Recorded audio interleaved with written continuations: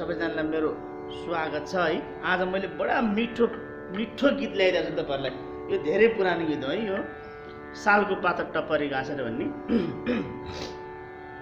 सालको पाता टपरी गासेर भिडको माया जाउँ डाँडा काटेर भन्ने। यसको ल नोटेसन सार्नुहोस् है। ल पहिलो सुरु चटक्क लाएर यो दुई प्रकारले मैले लेखेर देखाइदिएको छु है। यहाँ यो एउटा माथिको एक प्रकारले रेबाट है, अनि अर्को फेरि तलपट्टि धबाट है।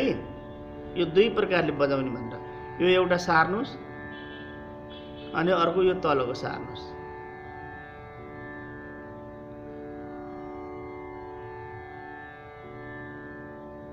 है।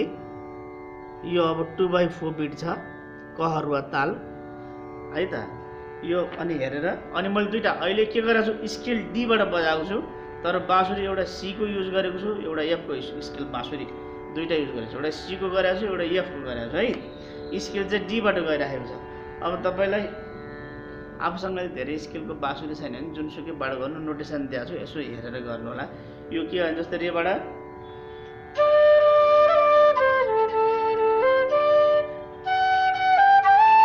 तीव्र म लाग्छ, यो दुईटै म लाग्छ है।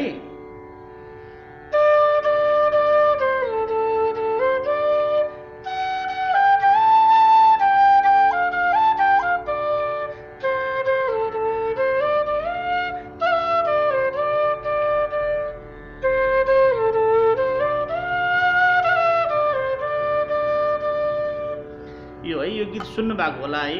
यसको रिमिक्स भर्सन पनि छ।